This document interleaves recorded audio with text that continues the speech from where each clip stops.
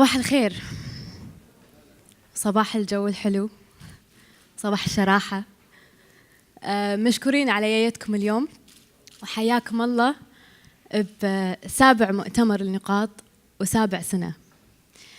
اليوم موضوعنا الحاسة السابعة، محرك الاقتصاد الإبداعي.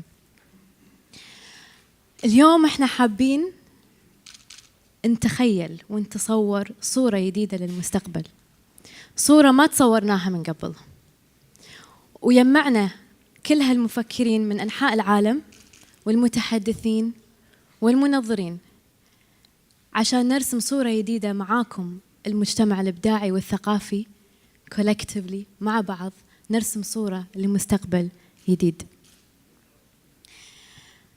نقاط السنة موجود بهالحجم من غير دعم، أول شيء أهلنا وربعنا والشركات اللي تدعمنا والسبونسرز والرعاة والمؤسسات والحضور اللي كل سنة يكبر ويكبر معانا. من غيركم ما نوصل للي وصلنا اليوم، بس لأن في شغف للعلم وفي شغف للمعرفة. في هالسبع سنين نظمنا 7 مؤتمرات يبنى ويجمعنا أكثر من 250 متحدث مختصين بمجالهم ومتألقين عالمياً. نظمنا أكثر من 75 ورشة تفاعلية خلال السنوات، ومو بس بالمؤتمرات. وكان عندنا فوق 7000 مشارك من 24 دولة. هذا إنجاز كبير، والإنجاز كله شكر لكم للداعمين والمتطوعين اللي عطونا من وقتهم. وأهم من هذا أنا ودي أوجه تحية خاصة لفريق العمل اللي هو فريق صغير 10 أشخاص اللي منظمين كل هذا المؤتمر العالمي اللي هو الحين يعتبر أكبر مؤتمر للإبداع في العالم العربي. ففريقي love شكراً.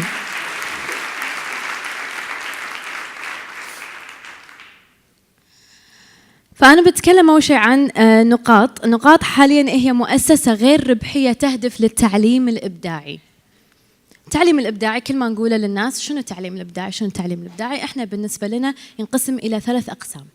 القسم الأول هو التثقيف الإبداعي، أو اللي هو إحنا الثقافة بالإبداع والتوعية بالثقافة ككل، من خلال هالمؤتمرات اللي نسويها ونسويها بطريقة انتراكتيف مبتكرة عشان نجذب الجيل الجديد ويصير في وعي أكثر للتعليم. ثاني شيء هو التعليم التفاعلي أو الانتراكتيف ليرنينج. الفرد لما يتعلم بطريقة تفاعلية ومو بس تلقين، المعلومة راح ترسخ أكثر بمخها. فمن خلال الورش العمل اللي نسويها وندخل فيها الفكر النقدي والبروبلم سولفينج سكيلز وهو حل المشاكل بطريقة مبتكرة، بهالأسلوب قاعد ننمي الطاقات الجديدة. واللي قاعد نسعى عليه الحين اللي هو الانترديسيبلينري ليرنينج أو التعليم بالتداخل التخصصات. شنو يعني؟ يعني ندمج مجالات مختلفة تحت إطار موضوع واحد، وجربنا هذا بطريقة يعني تكون علم بطريقة متكاملة. في من كم شهر سوينا ورشة للأطفال لمدة شهر، حطيناهم في حديقة اللي هو كان بالسيكريت جاردن تحت موضوع الزراعة، ولكن من تحت موضوع الزراعة يتعلمون العلوم، علم النبات، الحساب، التصوير، الرسم، العمل الجماعي، التفاعل مع البيئة. كل هذا الطفل يتعلمه في بيئة تونس ويستانسون، وبنفس الوقت يتعلمون ويتلقون المعلومة بطريقة جديدة. وهذا الأسلوب اللي إحنا ودنا ندخله الحين في التعليم والمناهج الجديدة. إذا قدرنا ندخل هذا النوع من التعليم، الإنسان راح يلاقي موهبته ويلاقي اللي هو يحبه ويبي يتعلم ويشتغل فيه أكثر. فإذا الفرد يشتغل بمجاله اللي هو يحبه، مو ملزوم إنه يشتغل فيه ويبدع فيه، راح يطلع طاقات جبارة. بالنهاية الإنسان يكون سعيد، وحتى هذه عيونه مقمضة عشان مرتاح بعد، مو بس سعيد. فالإنسان يكون سعيد لما يشتغل بالمجال اللي هو يحبه، مو مفروض عليه. وإحنا المشكلة عندنا إن الوظيفة هي وظيفة الواحد يشتغل فيها عشان يعيش نفسه ويعيش أهله. إنزين، وما نحط اعتبار حق السعادة. يعني المشكلة المنظور عندنا إن هي السعادة ما توكل عيش. نبي نغير هذه النظرة، وإذا قدرنا نحرك كل المجالات إن هي تكون صناعة شغالة وفيها دعم، ونكون منها نوع من الاقتصاد، كل إنسان راح يلاقي اللي هو يقدر يبدع فيه ويشتغل فيه، وبالنهاية راح يكون عندنا مجتمع إيجابي ومنتج. المجتمع الإيجابي المنتج هي نظرة، هي الصورة اللي نبي نوصلها، والتعليم الإبداعي هي وسيلة، هي غاية نبي نوصل لها. لكن إحنا الحين الواقع في مجتمع اتكالي، والمجتمع الاتكالي قاعد نعتمد على النفط، ونعتمد على الدول المتقدمة. قاعد نعتمد على النفط كمادة ملموسة لها حد، ونعتمد على الدول المتقدمة نعتمد على عقول ناس غير الدول العربية، وإحنا كدول نامية قاعد نتكل على قدرتهم للتطوير، ونحن نستهلك. إنزين، شنو القيمة إحنا عندنا؟ شنو الفاليو؟ ما هي القيمة عندنا؟ هل هي النفط أو هي المادة؟ وإحنا ما ننكر إن النفط اللي هو اللي وصلنا وطور مجتمعاتنا اللي وصلنا له اليوم، وهذا شيء جميل. لكن النفط هي غاية، هي وسيلة. ليش التركيز على الوسيلة؟ ليش ما نركز على محرك هذا الوسيلة اللي هو الإنسان، اللي هو عقل الإنسان؟ لازم نركز ونستثمر بعقل الإنسان. والعقل الإنسان إذا دمجنا العقل مع الروح، وين الشغف موجود، الحب العمل يولد الإبداع. والإبداع هو اللي راح يحرك الاقتصاد، هو اللي راح يحرك كل هالصناعات. والنفط راح يكون هي بس غاية، ما راح نعتمد عليها كأساسيات الحياة. وأصلاً الحين كنفط احنا بس نصدر النفط ولكن ما نحرقه. ومنتجات النفط نقدر نطلع فوق 300,000 منتج نقدر ننتجه، لكن نحتاج إلى عقول مبتكرة مبدعة نعرف شلون نستخدم هالمادة. فخلينا نغير نظرتنا شوي إلى شنو هو الأهم، المادة ولا العقل. نرجع إلى موضوع الإبداع. شنو هو الإبداع؟ الإبداع إذا نلخصه بكلمتين هي فن التفكير. فن التفكير يعني إذا الإنسان عنده القدرة إنه يشوف حلول مختلفة وكيفية اختيار هذا الحل لهذه المشكلة بطريقة مناسبة، هذا فن التفكير. المشكلة عندنا الحين إن الإبداع نظرته والله الإبداع هذا الرسام يعرف يرسم، يعرف يستخدم الفرشة ويحطها على الكانفاس، ولا هذا الموسيقي مبدع، ولا هذا المخرج أبدع بالفيلم. إنزين، والدكتور لما يبدع، الدكتور بوقت العملية لما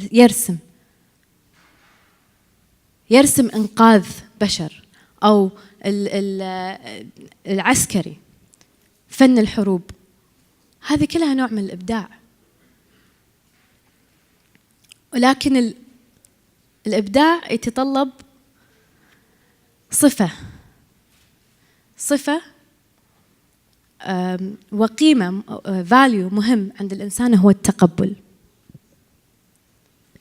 تقبل النفس، تقبل الواقع، تقبل الأفكار المختلفة، تقبل المجتمعات المختلفة، تقبل الأديان المختلفة.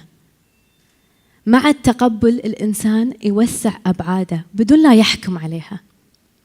نوسع أبعادنا ونوسع مداركنا، وكل ما توسع كل ما نلاقي حلول أكثر وأكثر. ونحل مشاكلنا أكثر وأكثر، ويصير في اعتماد على النفس. والتقبل مع يتطلب الفكر النقدي. كل ما أنا توسعت مداركي كل ما أعرف شلون أطرح السؤال وأفكر بطريقة يوصلني إلى معلومات أكثر ووسائل أكثر. وبالنهاية النقد الذاتي، أنا أنتقد خارج، لازم أنتقد من داخل وأعرف شلون أطور نفسي وأطور عقلي، وهذا لازم نطبقه عشان نوصل إلى الاقتصاد الإبداعي. الحين إذا دخلنا كل هالأساليب وكل هالصفات في التعليم اليوم، شنو ممكن يصير؟ شنو ممكن نحضر جيل جديد راح يحرك لنا هذا الاقتصاد الإبداعي اللي قاعد نسعى له؟ لكن خلينا نكون صريحين، التعليم اليوم لا يطابق الزمن اللي احنا عايشين فيه. عقل الإنسان تطور من 100 سنة، وحتى تركيبة العقل تغيرت. فشنو تعليم النظام الحين؟ ليش ما تغير؟ خلينا ناخذ خطوة بس لورا، اللي هو أساس التعليم، تاريخ التعليم، النظام شلون تكون.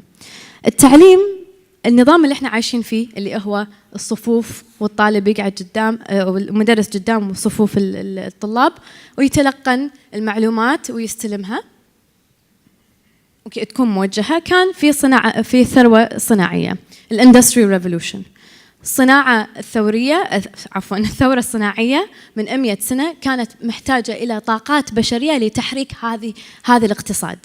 كانوا يحتاجون إلى المهندسين والمحاسبين والمبيعات و فكانوا يحتاجون إن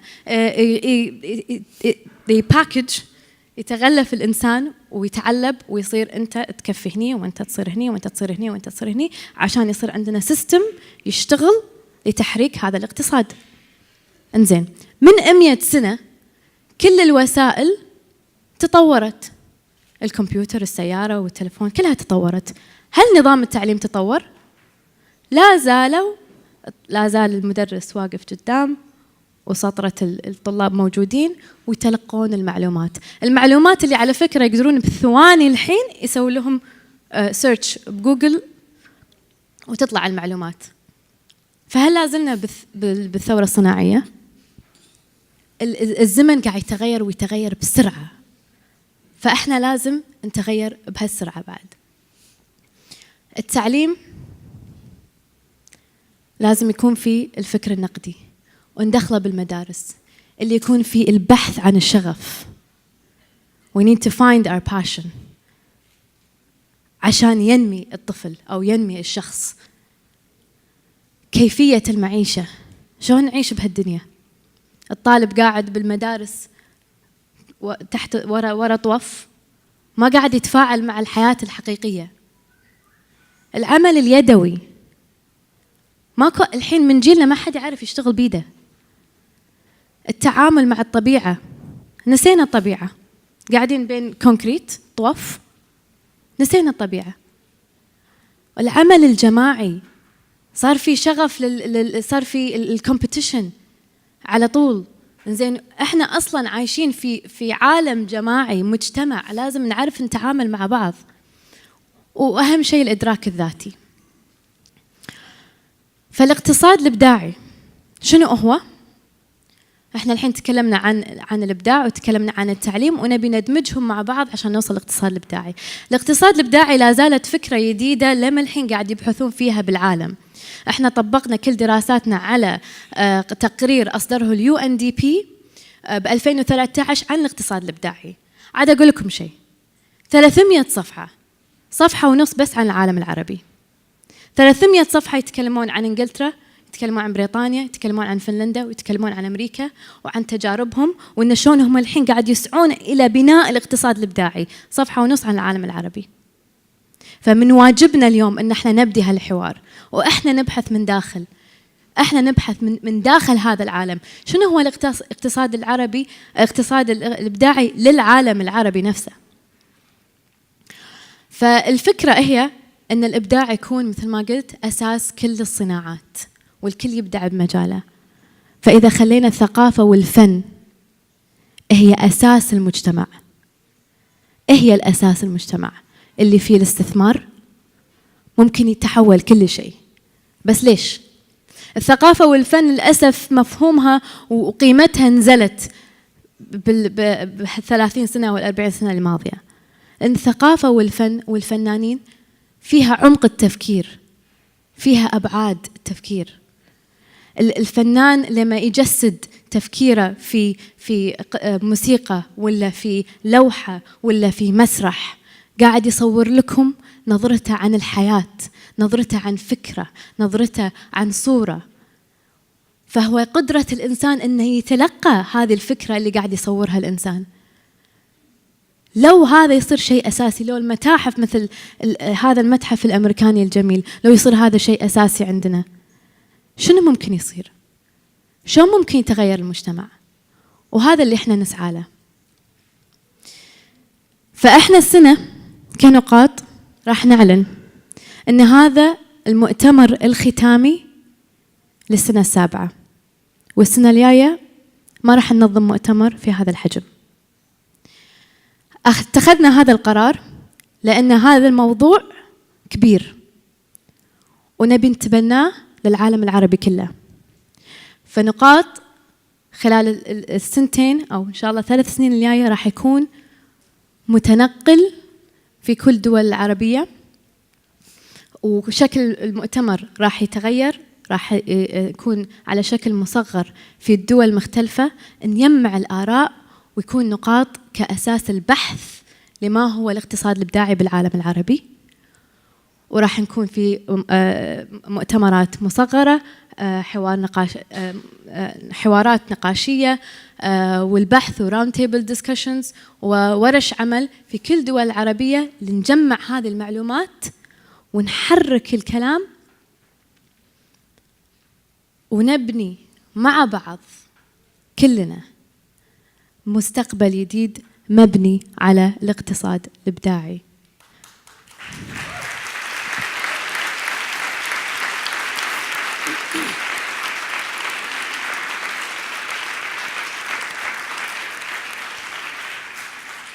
فاليوم احنا امام فرصة، انتم معنا اليوم ان احنا امام فرصة ان احنا نبدي بهذه الفكرة اللي قاعد تنمو حاليا.